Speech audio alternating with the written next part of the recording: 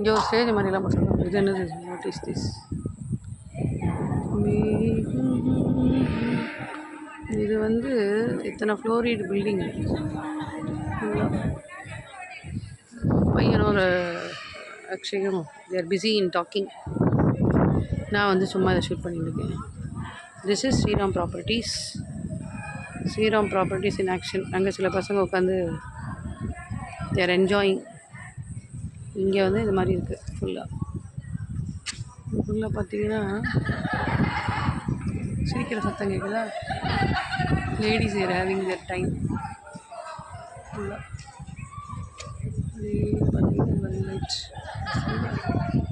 அப்படியே வந்து இங்கே உட்காந்து பேசிகிட்டு இருக்காங்க.